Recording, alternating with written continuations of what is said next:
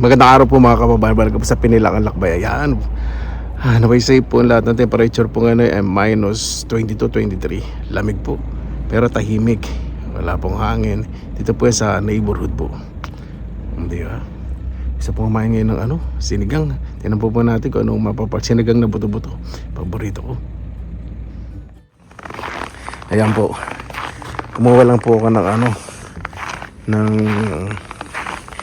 diyan ko lang po yung mailbox ko kasi tapon ako ng basura.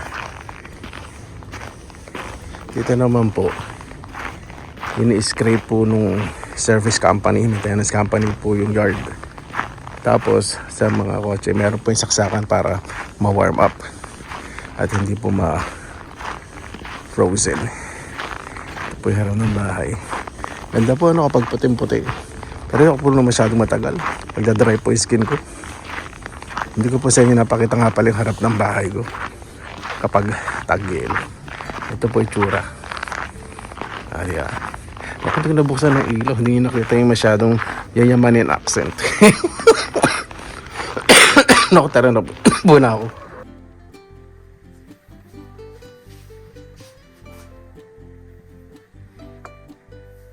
Inspired by Gift of Kabakingsan.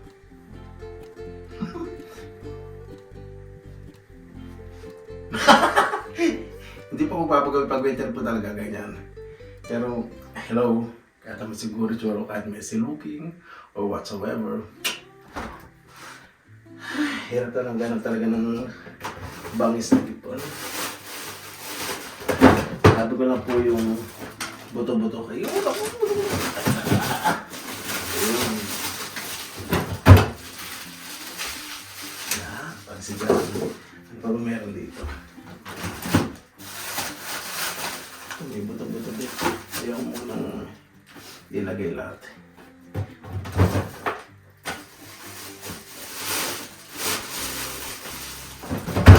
Yan yung compressor dito ay nasa ilalim.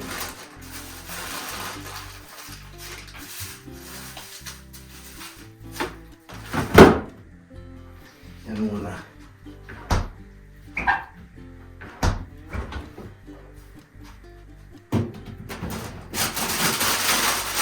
Ito tayo spinach. Siling parigang. Yan na natin para mas masarap apat na piraso. Kamatis. Yan. Masarap sa ng sinigang. Tulog na inog. Tapos tinawag ko sa freezer. Yung mga ibang gulay pa. Yan, minakita rin po akong baby okra. At meron pong bichuelas. Kung wala kang sito, pwede din po bichuelas sa sinigang. At meron po tayong labanos. Pag bibili po ang labanos, lalagay ko po sa freezer minsan. Kasi minsan mahirap po makabili. Pag bibili po isang peraso, napapasobra po kung isa. Kapag naano naman po ito, na-defrost, ganun pa rin po lasa.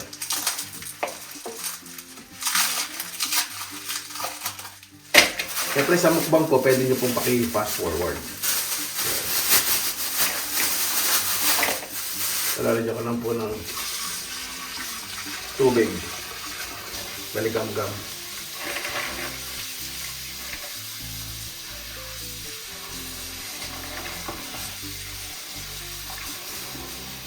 Kapag nagluluto po ako, pero po akong biodegradable na plastic. Para yung mga mismis, dito po ilalagay. Tapos meron po ko dito ang basurahan, lagyan ng biodegradable. Kahit sa Pilipinas, hindi ko makita po ninyo, meron po ang composter. Yung mga nabubulok niya, lalagay ko po dun. Yung mga plastic, ito itong mga gato plastic, lalagay ko po sa sineseparate. Para pag may nag-collect po ng basura, ito po yung makukuha sa akin. Tapos kapag may mga plastic bottles sa Pilipinas, sa babasagin na bote, nabebenta po yun. Sa mga karton yun, inipon ko po yun. Kung karton na yun, ako na po inipon, baka pagbalan po kasi ng anay sa amag, sa kabukbuk. Dito sa field na, syempre, Yung mga bote, di ba? Babalik po natin sa shop. Dun sa recycling point. Yan. Bago ito po muna itong boto-boto. Bago po natin, pag gusto ko po kasi ma-defrost para malinis po ng maayos. Pag magpapakulo po tayo ng karne sa sinigang, asin lang po muna lagay natin. Po muna natin lalagyan ng kamatis o kaya sibuyas. Para pag bibabaw po yung mga impurities, yung mga bula-bula, yung dumi, madali pong masala. Napakasarap pong kumilos sa kusina pa ng ano. Mas ito po gusto ko yung open concept. Yung dahil makikita po ninyo. Kaya pag may bisita po kayo, pag gusto nyo entertain, diba? Napakadali. Iwain ko na po yung mga ingredients. Magulay. Sinigang naman po maraming style ng pagluluto. Depende sa inyo kung anong masarap na gulay na gusto nyo ilagay. Depende sa inyo kung habang nagluluto kayo, mas maasim ang chismisan ninyo, di ba?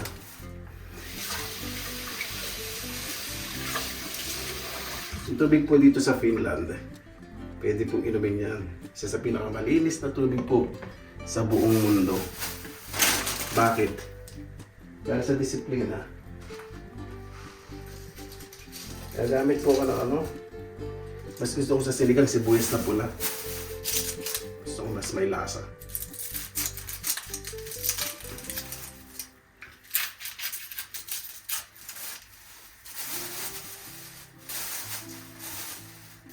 Sa Pilipinas, pag nagsisigang po nanay ko, Tagalog, sinigang na Tagalog.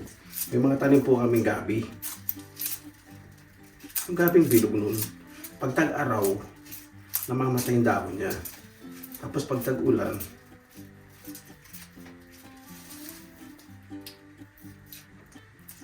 maganda yung mga dahon. Hindi naman siya malalaki. Batong sibuyas ako. Ano po yun? Galing daw pong Bicol. Medyo lagkitan. Tapos, alam niyo po yung kangkong na pula? Wala pa po masyadong kangkong na puti. Yun po ang hinahalo ng nanay ko sa sinigang. Ilalagyan ng okra, talong Tagalog, medyo maliliit. Tapos, hindi po talaga nawawala ang labanos pag nagsisigang nanay ko.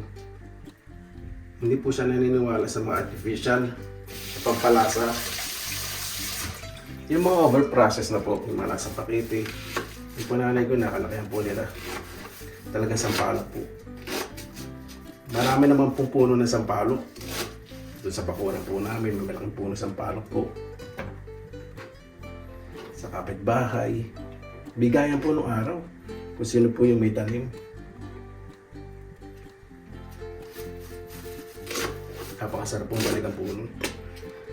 Ay, habang nagluluto nanay ko, lalaro kami sa ilalim ng manggahan. Maghapon po, nalilim po sa amin dahil sa malaking puno ng mangga, puno ng santol. Ay, naku, nakakamit na po alalaan. Ayan po kagandahan. Kapag nahugasan po ng maayos ang karne, konti lang po yung umiibabaw na impurities. Diba? Taling linisin. Kailangan po talagang tanggalin.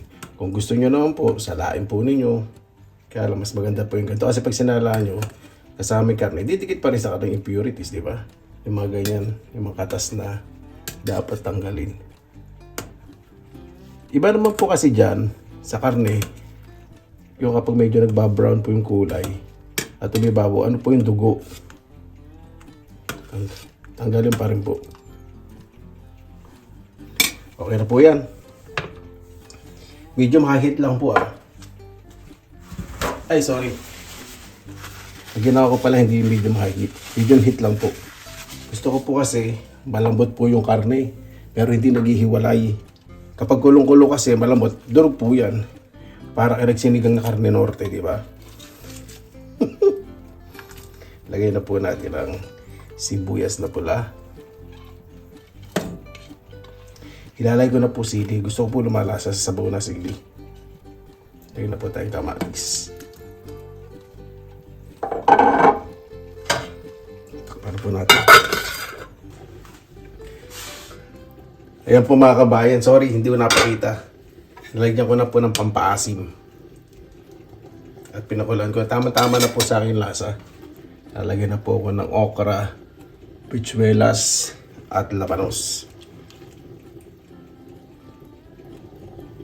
Nagluluto na rin po ako ng adobo. Narinig niyo pong kumukulo. Hindi ko na po pakikita yung recipe ng adobo. Kasi syempre mas maraming mas magaling sa akin, di ba? Lalo yung mag-comment. Yun ang mga pinakamagagaling. Yan. Pakulihan po natin at maya bawasan natin ng rekado. Napag-desisyon ako po na hindi adobo luluto ko. Kalamansi ang pang-aasim ko sa magiging pork steak. Kanina natin yung malaki. Ito.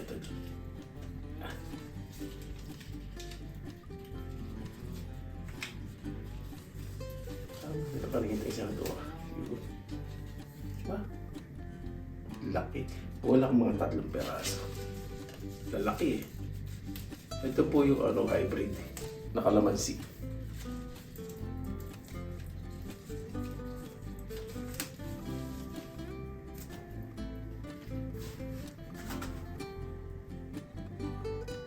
Patay sa rito. Bunga po Ito indoor po ito. Yung kalamansi ko po yata 5 to 6 years old. Talagasang muna. So, nabinili ko po kasi yung bindag ko po na isang araw, naghihingalo na po yun sa isang shop. Konti na lang po yung dahon. So, sinave ko. E di ngayon may kalamansi ako. Grafted po yun eh. Minsan po yan Ay, hindi ba ito pala? Nung umani po ako ng unang bunga po niyan, nung pagkatapos sumasave, wala pong buto. 3 piraso, walang buto. Nagkabuto siguro nung pumasok yung banana flies. Pag bibili po kasi saging, may mga insektong maliliit eh. So yun, nag-pollinate ng maayos. Kaya bago ako umalis dito, puntang Pilipinas, nag-spray po muna ako. Imagine po ninyo di ba? 4 na piraso, ang dami katas. Manipis yung balat. Pag indoor pa yun po yung napansin ko. Manipis po yung balat at mas makatas. Ayan. Palambot na ang ating baboy. Hiniwa ko po ng maninipis. Dapat adobo ko. Lagyan na po natin ito kalamansi. Ganun din po parang adobo. Huwag po ninyong haluin. Para hindi magkaroon ng tartness. Ito yung parang maaligas-gas. Kaya nyo lang po kumulo na kumulo. Kumulo pa na kumulo bago nyo haluin. Ayan po mga kababayan. Okay na po itong gulay. Ayoko po yung overcook. Lagay ko na lang po dito sa ating... sorry. Sige.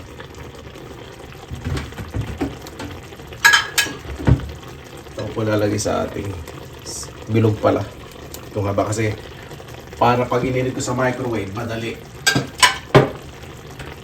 Iwasan lang po natin yung gulay dahil maglalagay po tayo ng spinach. Ito yung gusto ko, hindi siya overcook.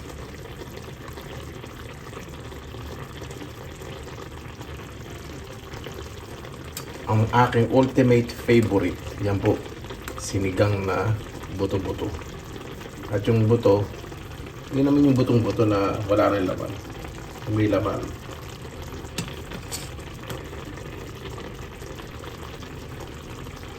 Yan, okay na po yan.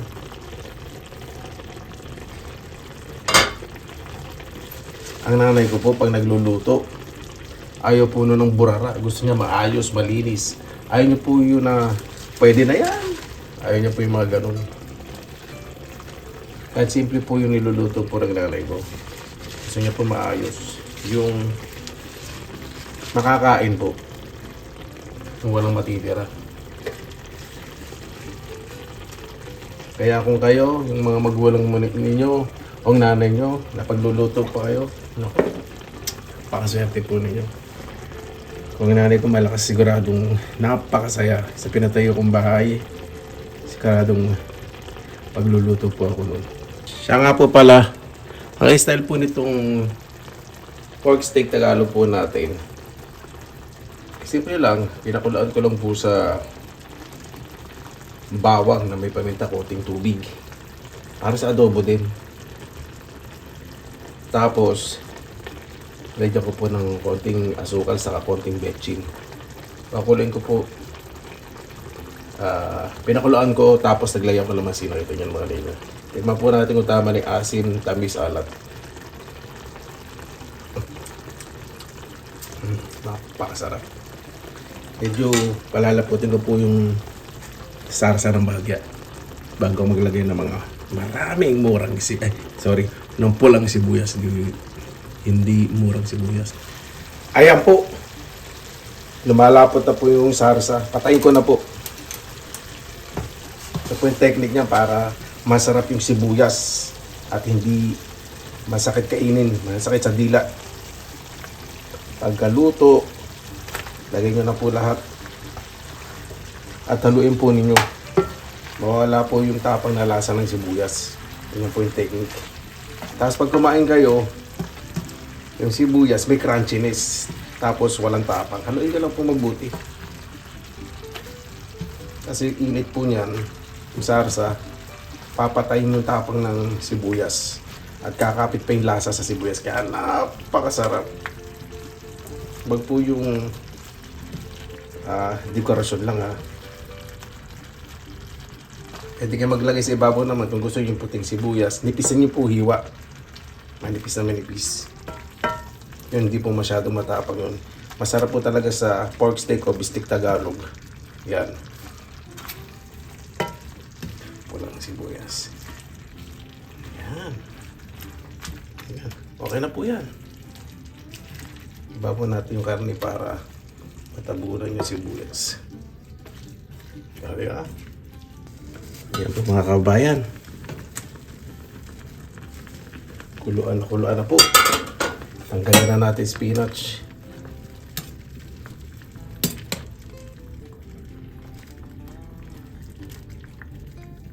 Napakabango.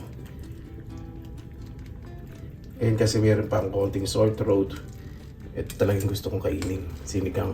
Yung mga nakaraang araw, siya na po wala pa akong masyadong energy sa pagluluto. So kung po kasi pag magluluto ako sinigang, ayoko pong madaliin. Tapos, yung sasabaw at karne. Napad na po yung karne niya, no? Hindi po nung nabili kong mga buto-buto. Nalagay po umurang sibuyas. Ang pa masarap himupi, di ba?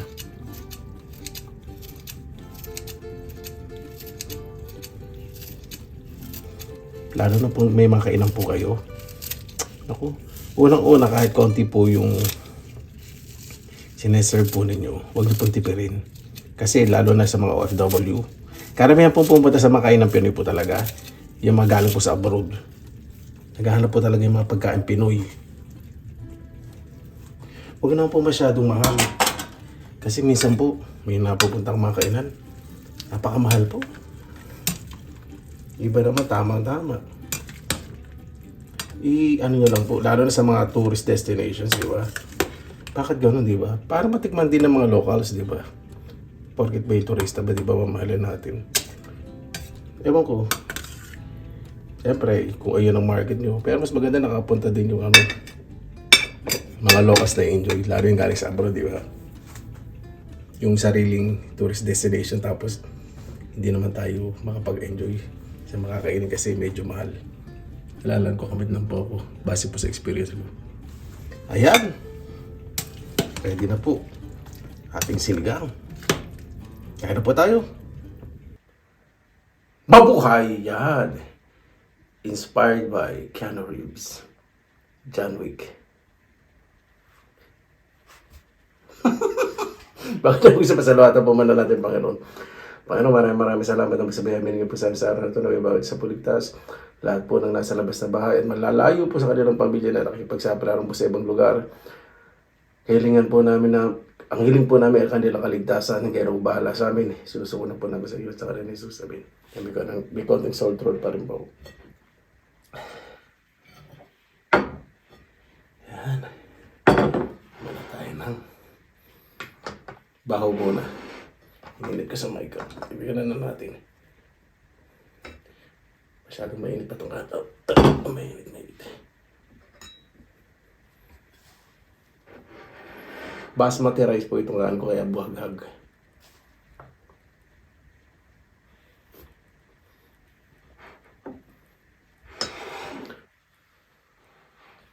Init pa lahat.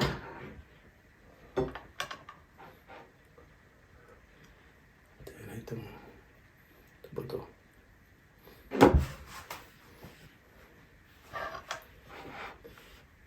Ito na palang sili na to gagamitin ko. Yan. Dito na ako isa kasi pag binali ko sa kaldero at hindi naubos. Meron pang sili. Para hindi masayang. Ay, sabaw.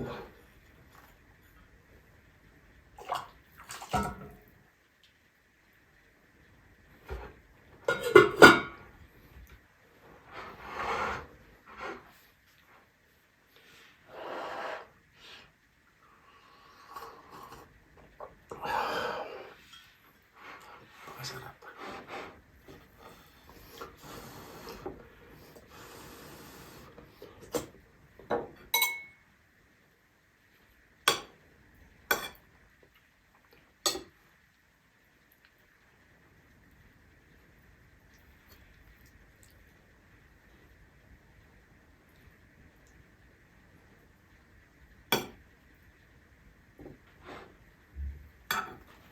Ito muna tayo sa pork steak.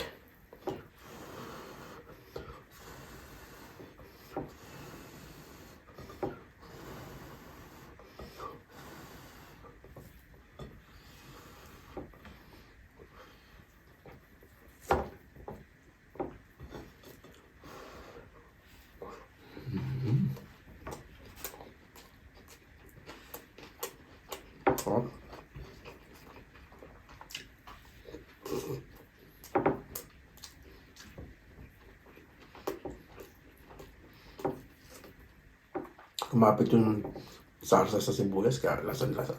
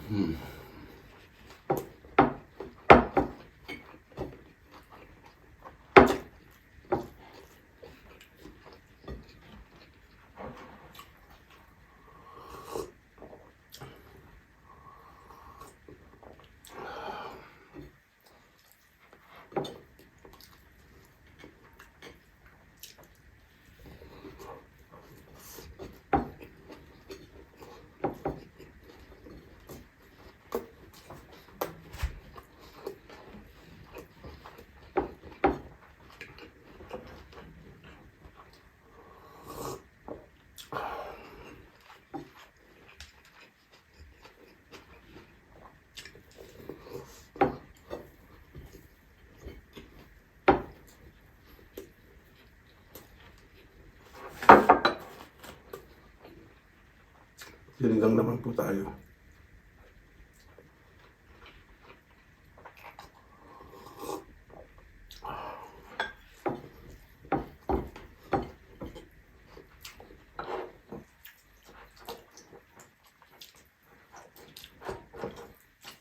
Yan.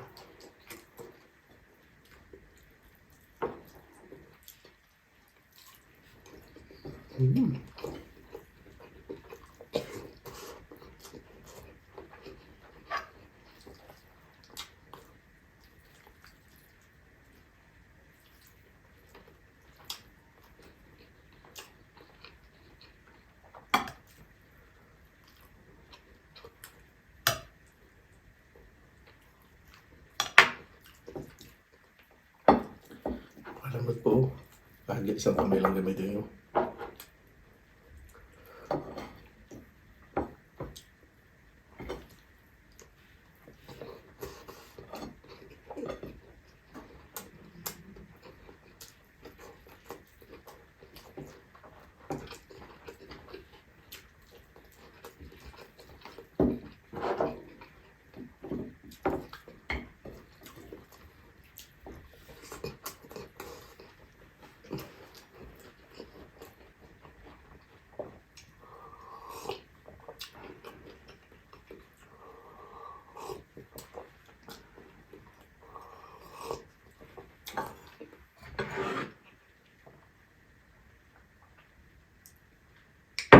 Yung sili may anghang din.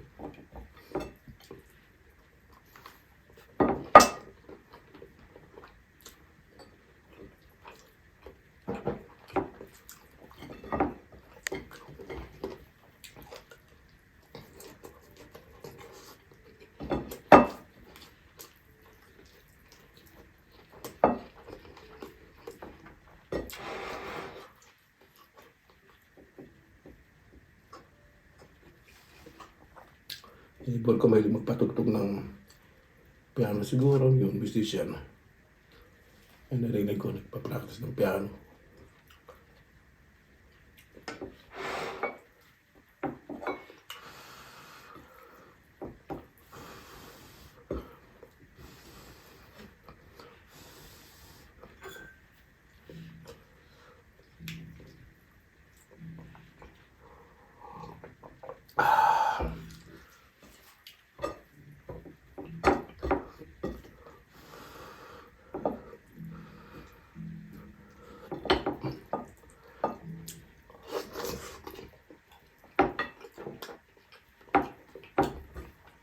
Mahalong panalo. Kaya yung pong gusto ko, yung laman hindi mo walay sa boto kasi medium low heat. Magmalakas walay po yung laman.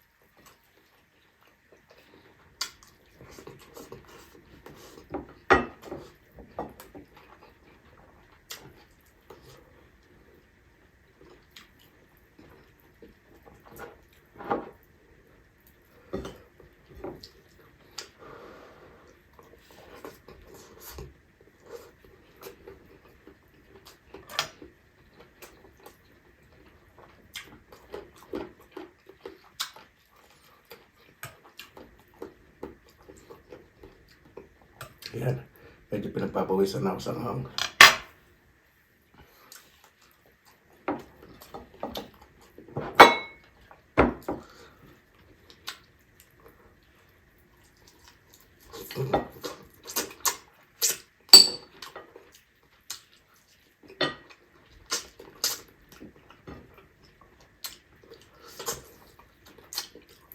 Harap to the bones.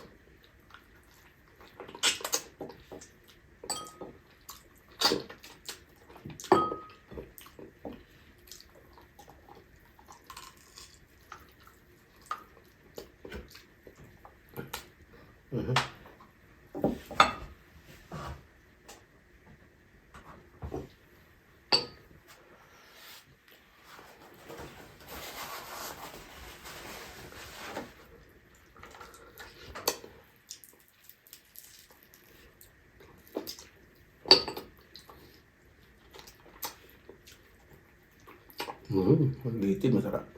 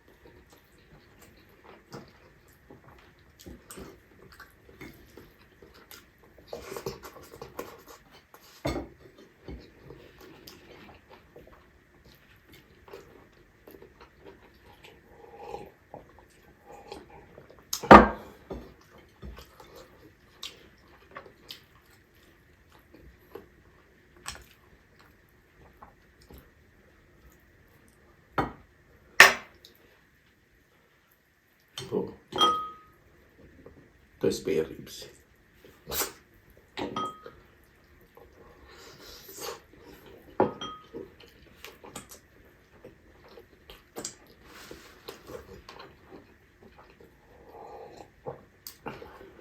Sabaw.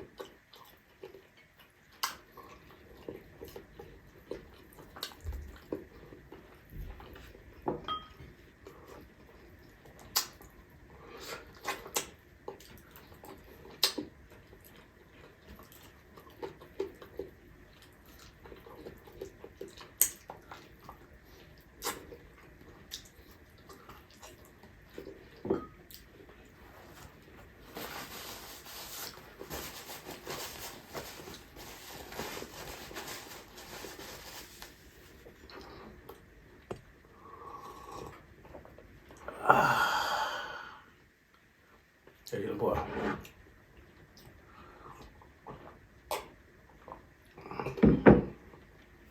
Dahil ang paborito ko sinigang, in-enjoy ko. Eto, sigurado, pag napanood po ito mga finish na kaibigan ko, kaya hindi po masyadong tinira. Bukas, darating po yun.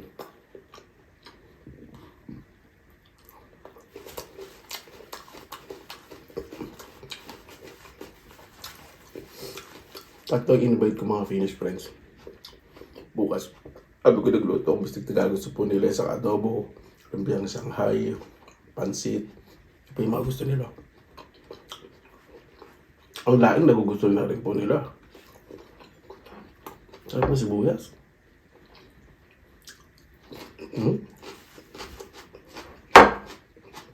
Mapit yung lasa.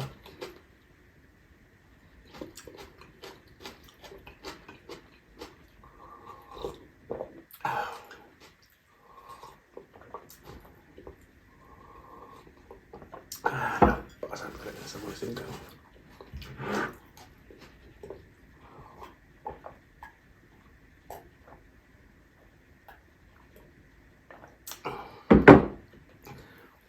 Paano po bago tayo magtapos, pasalamatan po muna natin ang Panginoon. Panginoon, maraming salamat na po sa biyaya binigay po sa amin sa araw na ito. Naway bawat isa po mas maging mapagkumbaba, mas mahaling po ang pamilya. Kaya po bahala po sa amin, sinusuko na po namin sa inyo at sa kalan ni Jesus. Amen. Paano po, maraming salamat na po sa inyong oras na ilan sa pinilangan lang. May masalangin po tayong positive vibes, good vibes. God bless, ingat po lagi, magandang araw. Laban lang!